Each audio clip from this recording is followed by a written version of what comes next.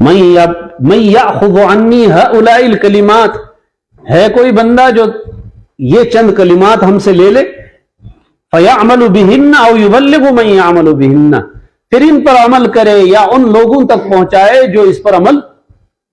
صحابہ کوئی کھڑا نہیں ہو رہا۔ کیوں نہیں کھڑے ہو رہے ہیں؟ اس لیے کہ پتہ ہی نہیں میں عمل کر بھی پاؤں گا، یا اس لیے ابھی تو بتایا نہیں کرنا کیا ہے، اس لیے ڈر لگا کہ میں عمل کر بھی پاؤں گا یا نہیں کر پاؤں گا۔ اتنے میں حضرت ابو ہریرہ رضی اللہ تعالیٰ عنہ کھڑے ہوئے اور عرض کیا کہ اللہ کے رسول میں حاضر ہوں۔ آپ نے اس کو قریب بٹھایا اور آپ کا ہاتھ پکڑا، دست مبارک پکڑ کر کہا، فرمایا کہ 5 چیزیں ہیں، 5 ان پر عمل کرو یا دوسروں تک پہنچاؤ۔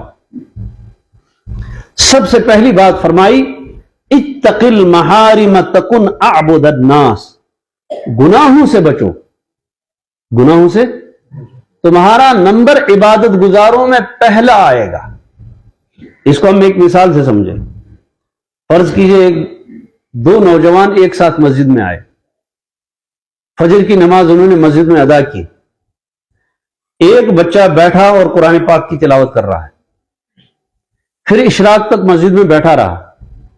اشراق کے بعد ہی اٹھا اور اٹھنے کے بعد 2 رکعت اشراق کی بھی پڑھ لی، صلاۃ الحاجت بھی پڑھ لی، دعائیں بھی کی، اور اب گھر کی طرف نکلا۔ دوسرا بچہ اس نے فرض نماز ادا کی۔ فرض نماز ادا کرنے کے بعد وہ باہر چلا تھا تو سامنے سے کوئی بے پردہ خاتون نظر اس پر پڑی تو اس نے اپنی آنکھوں کو جھکا لیا اور کراس ہو گیا۔ اس بچے نے بھی ایک عمل کیا، اس بچے نے بھی ایک عمل۔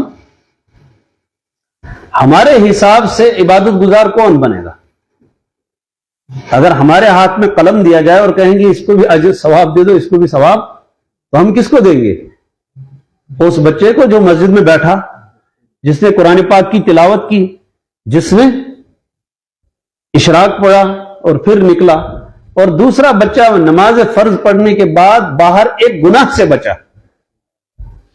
تو حدیث پاک کی روح سے فرمایا کہ وہ جو گناہ سے بچ گیا اس کا نمبر جو ہے اس سے پہلے، کیونکہ گناہ سے بچنا بڑا مشکل ہے، عبادت کرنا کوئی مشکل۔ ہمارے بزرگوں میں سے ایک بزرگ ہیں، ان کے پاس ایک نوجوان آیا، کہا حضرت میں تہجد میں نہیں اٹھ پاتا ہوں، کوئی وظیفہ بتائیں۔ تو حضرت نے فرمایا بیٹا کوئی بات نہیں، تہجد فرض بھی نہیں ہے، واجب بھی نہ تمہارے پر فرض ہے نہ تمہارے پر واجب ہے، کوئی بات نہیں پڑھ پاتے ہو، کوئی حرج نہیں، البتہ ایک کام کرنا ہوں۔ تو پہلے سمجھا کہ جان چھوٹ گئی، کہا البتہ ایک کام کرنا، البتہ ایک۔ کہا حضرت کیا کرنا ہے؟ کہ بس دن میں گناہ مت کرا، دن میں گناہ۔ اب بتاؤ جی تہجد آسان ہے یا دن میں گناہ نہ کرنا آسان ہے؟ تہجد بہت آسان ہے، اس میں کرنا ہی کچھ تھوڑا سا سویرے اٹھنا ہے، اور اٹھنے کے بعد 2-4 رکعت پڑھ لی، بس ختم۔ لیکن یہ جو دن میں کہا گیا گناہ سے بچنا، گویا کہ اس نے اس کے پورے دن کو کیا ہے، پورے دن کا عمل دے دیا اس کو۔ ایک صحابی رسول صلی اللہ علیہ وسلم خدمت میں حاضر ہوئے اور کہا کہ اللہ کے نبی صلی اللہ علیہ وسلم مجھے نصیحت کیجئے مگر اوجز، بہت مختصر کیجئے، نصیحت فرمائیے مجھے مگر زیادہ لمبی، مختصر سی کوئی بات مجھے فرما دیجئے۔ اور آپ نے ایسی مختصر نصیحت فرمائی کہ 1 سطر میں لکھا جائے گا، یاد کرنے والا 1 منٹ میں یاد کر لے گا، لیکن وہ مختصر نصیحت ایسی تھی کہ پوری زندگی اس کے اندر آ گئی۔ فرمایا مجھے نصیحت کیجئے اور کیجئے مختصر۔ آپ نے 3 جملے فرمائے۔ کتنے جملے؟ بہت مختصر۔ فرمایا اتق اللہ حیثما کنت، اتق اللہ حیثما، ایک جملہ یہ فرمایا کہ تم اللہ سے ڈرو جہاں کہیں بھی تم ہو۔ اب بتائیے مختصر ہے، یعنی اس کا مطلب یہ ہے کہ 24 گھنٹے تم اللہ کا خوف دل میں رکھو۔ جب 24 گھنٹے اللہ کا خوف ہوگا تو ظاہر سی بات ہے 24 گھنٹے جس کے اندر اللہ کا خوف ہوگا اس کی زندگی کیسی ہوگی؟ نصیحت مختصر ہے، اتق اللہ۔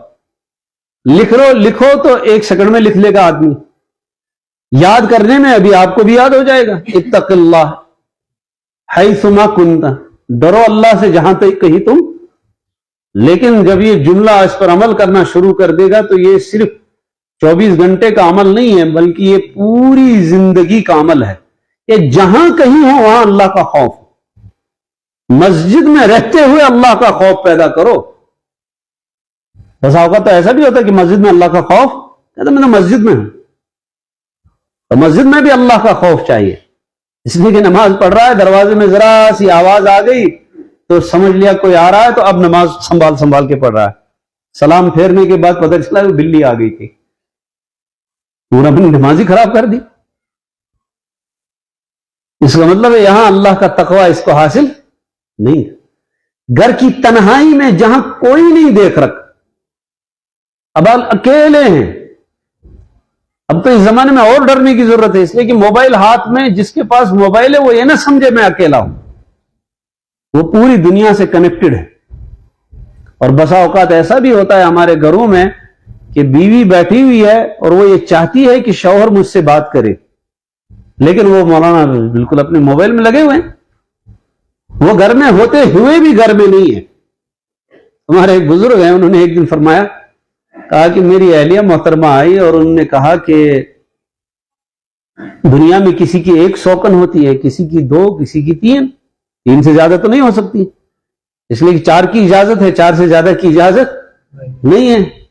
تو کہا دنیا میں کسی کی 1 اور کسی کی 2 اور کسی کی، لیکن میری سوکنوں کی تعداد ہی کچھ اور۔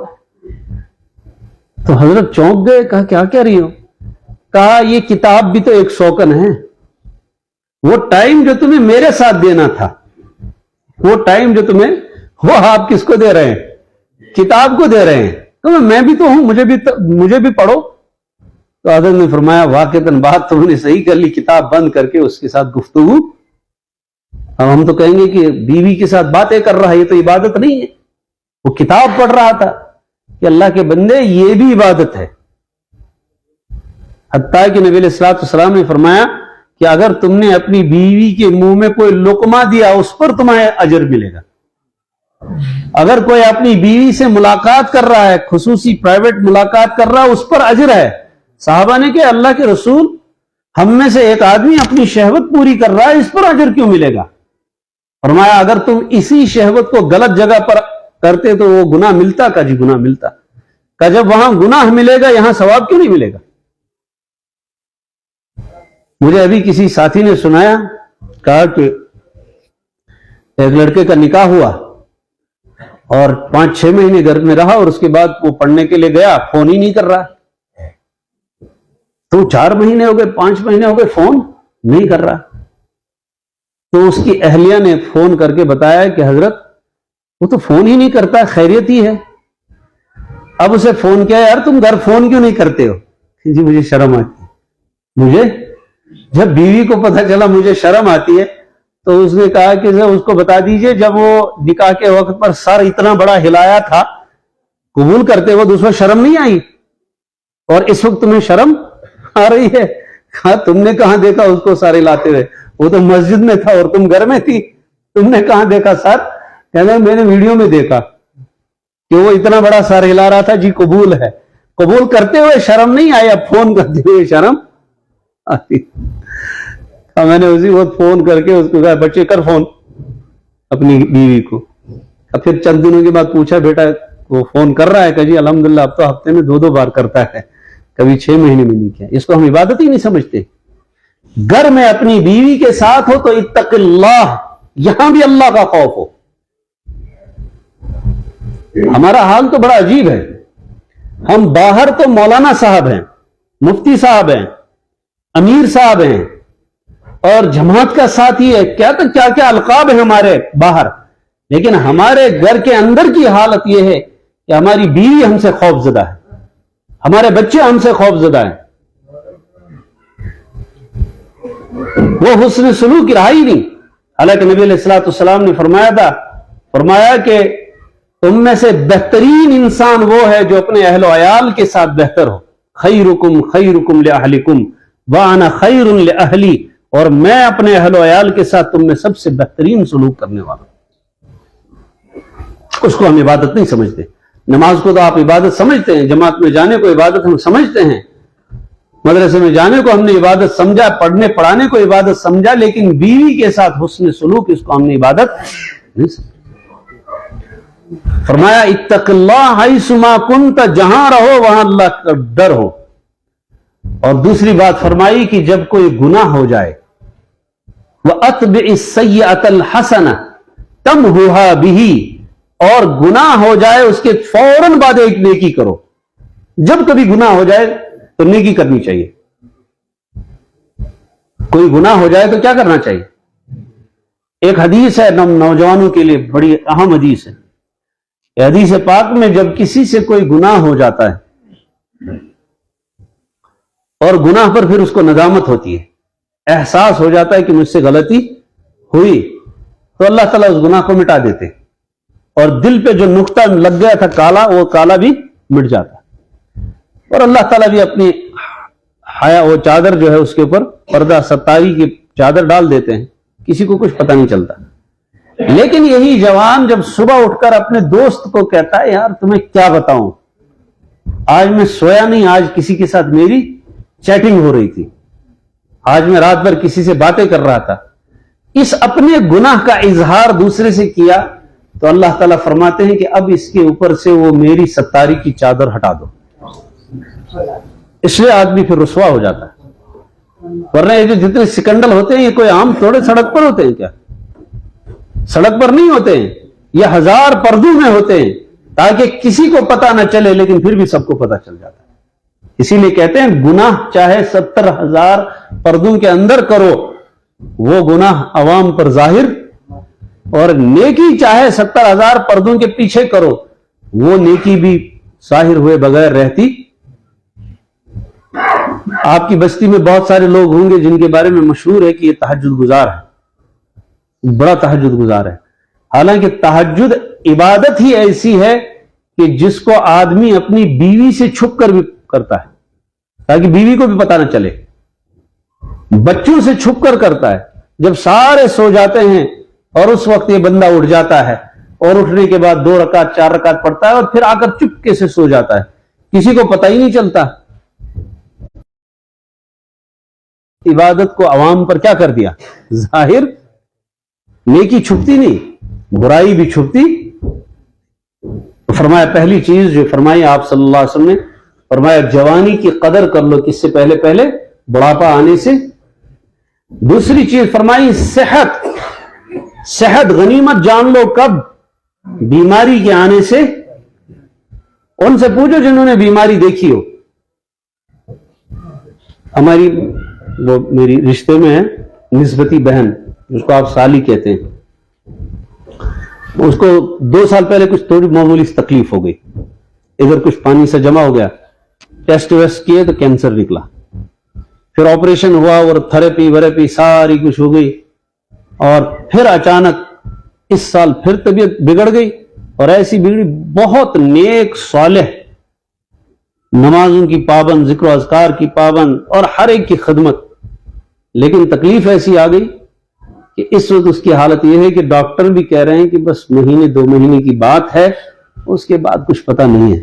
ہمارے ہاتھوں سے تو معاملہ کیس پورے جسم میں وہ پھیل گیا ہے۔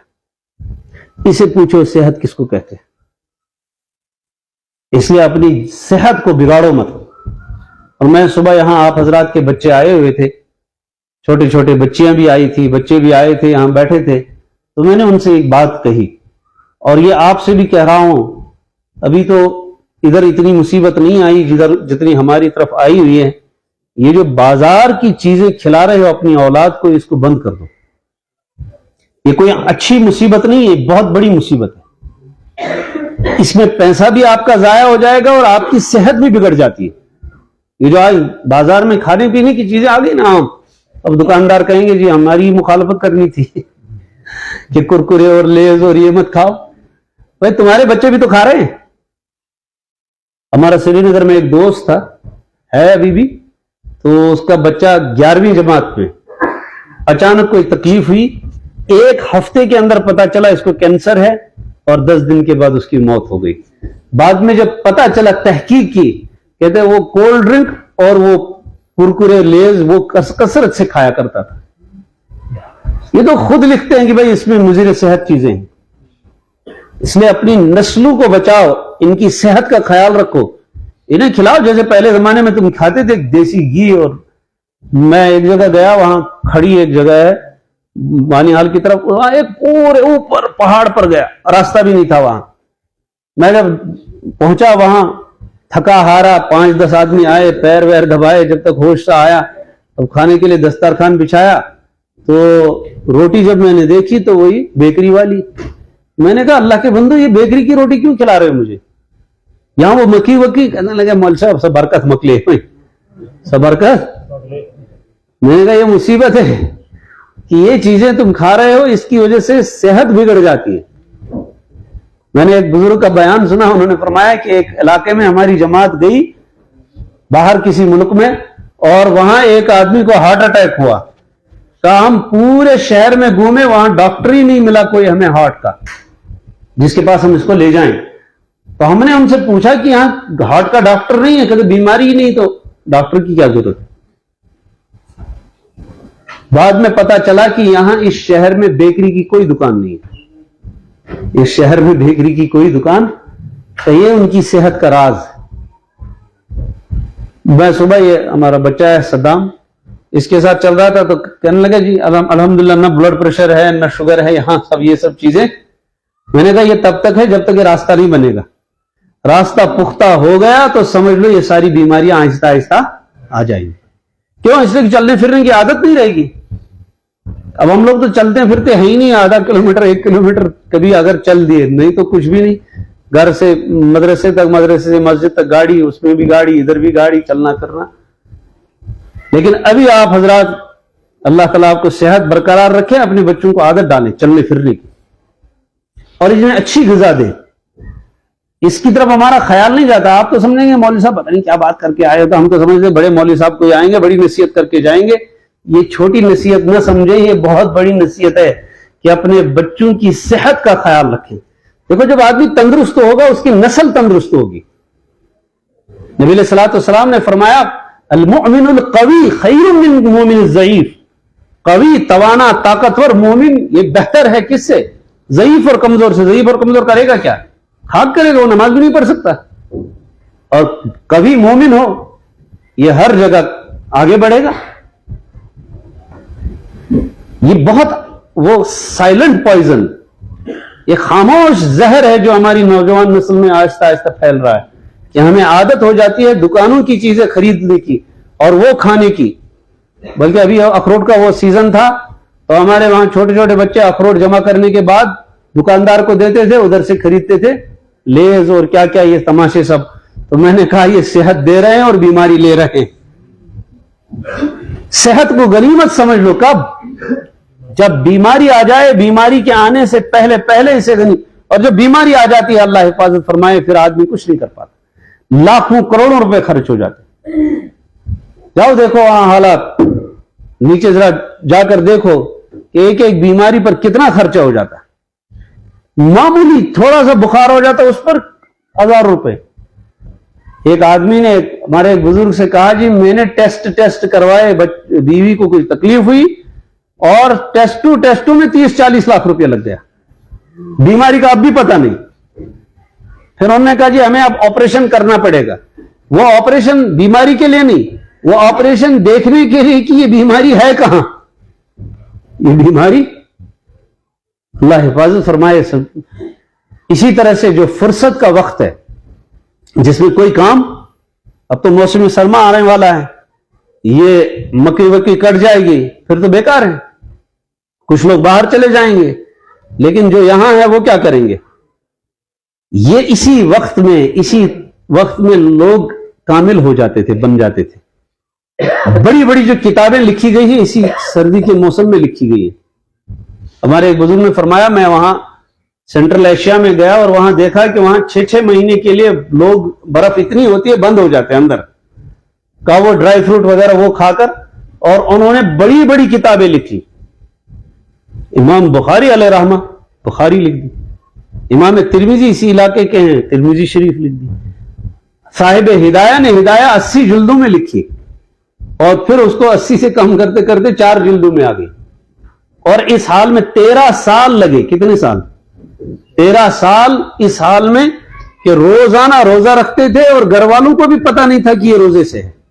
گھر سے کھانا آتا تھا, مسجد میں وہ کسی کو دن میں دے دیتے تھے, شام کو جا کر کھانا کھاتے تھے بچوں کے ساتھ, صبح فجر میں آ جاتے تھے, گھر والوں کو پتہ ہی نہیں چلتا تھا کہ, اور 13 سال اس حال میں گزرے کہ روزہ رکھا.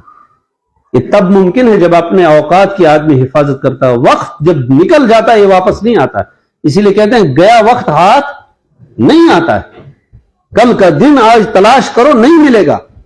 کل جو فوت ہو گیا وہ فوت ہو گیا. اسی لیے وہ اردو والے کہتے ہیں جو کل کرے سو آج کر, جو آج کرے سو اب کر. اب موقع ہے, فرصت ہے, غنیمت جان لو. ہمارے یہاں بعض بچیاں, بعض عورتیں روزانہ 5000 درود پاک پڑھتی ہیں گھر کے سارے کام کاج کے, اور جمعہ کے دن 10,000 درود ان کا معمول ہے.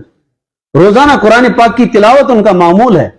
لیکن بس یہ موبائل جب سے مصیبت آ گیا تو اس نے تو سارے معمولات کو کیا کر دیا, تباہی کر دیا. اس سے بھی اپنے آپ بچوں کو بچائیں, بقدر ضرورت دیں, اور دیکھیں بعد میں کہ یہ کیا دیکھ رہے ہیں. بلکہ ہمارے بزرگ کہتے ہیں کہ رات کو بچے کو موبائل مت دو, سونے کے ٹائم اس سے لے لو کہ بیٹا تمہارا موبائل میرے پاس رہے گا اور صبح لے جانا, اور یہ کہ بیٹا اس کا پاسورڈ مجھے معلوم ہونا چاہیے. یہ جو پاسورڈ تم رکھتے ہو اور بند رکھتے ہو تاکہ باپ نہ دیکھے, ماں نہ دیکھے, اس کا مطلب ہے کچھ گڑبڑ اندر ہے, اسی لیے تو چھپا رہا ہے. یہ تب ہوگا نا جب وہ میں نے شروع میں کہا تھا بچے کے ساتھ دوستی ہو, تربیت کا معاملہ ہو, تب جا کر یہ ساری چیزیں قابو میں. اور ایک بات آپ صلی اللہ علیہ وسلم نے فرمائی کہ مال کو غنیمت جان لو کب؟ غربت آنے سے پہلے. ایک تابعی ہیں, انہوں نے پوچھا اگر ہمارے پاس مال نہ ہوتا تو لوگ ہمیں گدھا بنا دیتے. یہ مال اللہ کی نعمت ہے, اس کو فضول خرچیوں میں ضائع نہیں کرنا چاہیے. شادی میں اب فضول خرچیاں آپ کے یہاں تو ابھی بھی الحمدللہ کچھ ہاتھ رکا ہوا ہے. میرا ایک دوست پرسوں میرے ساتھ تھا, وہ رہتا ہے حیدرآباد میں, اور گھر اس کا یہی ہے سری نگر میں. کہنے لگا جی ہمارے بچے کی بھائی کی شادی تھی, مجھے بہت افسوس ہو رہا ہے کہ میں کیوں آیا. کہا پھر اس سے زیادہ افسوس یہ ہو رہا ہے کہ میں اپنے بچوں کو بھی لے آیا. میں نے کہا افسوس کیوں ہو رہا؟ کہا 40 لاکھ روپیہ خرچہ اڑ گیا. کتنے لاکھ؟ ایک شادی میں کتنے لاکھ کا, گانے والے بھی تھے اور ویڈیو والے بھی تھے, اور پتہ نہیں کیا کیا خرافات تھی. تو ٹینٹ کا وہ 3 لاکھ 4 لاکھ لیتے ہیں. وہ جو ٹینٹ شامیانہ لگتا ہے 2 لاکھ 3 لاکھ اس کا لیتے ہیں. اس لیے اگر مال ہے ایک ایک پیسہ جمع کرو, اور جمع کرنے کے بعد اس کو کسی اچھے کام میں لگاؤ, بچوں کی تعلیم میں لگاؤ. حدیث پاک میں سب سے برا اور فضول پیسہ وہ ہے جو مٹی پر خرچ ہو جائے. مٹی سے مراد جو تعمیر پر خرچ ہو جائے. تعمیر بقدر ضرورت ہو, ضرورت سے زائد تعمیر وہ بھی وبال ہے. ہم نے دیکھا ہے 2 میاں بیوی اور ایک بچہ لندن میں ہے, ایک بچہ کسی اور جگہ ہے, یہ تنا ہے 2 ہی ہیں میاں بیوی. مکان کی بلکہ ایک جگہ تو وہ ایسا بھی دیکھا کہ میاں بیوی اور کچھ نہیں, اولاد ہے ہی نہیں, مکان بنایا 16 کمرے کا. تو تمہیں اس میں کھیلنا کودنا ہے. نیچے 8 کمرے, اوپر 8 کمرے ہیں, اور شاندار کئی کروڑ روپے لگا دیے کہ بھائی ہے بچہ ہے, اولاد ہے, کہ اولاد تو کوئی نہیں ہے, بن گیا. یہ سب سے برا پیسہ. آپ اپنے پیسے, جو آپ کو پیسہ مل رہا ہے اسے اپنے بچوں کی تعلیم پر خرچ کریں. دیکھو بچہ بن گیا سمجھ لو سب کچھ بن گیا, اور بچہ نہیں بنا تو سمجھ لو کچھ بھی نہیں بنا.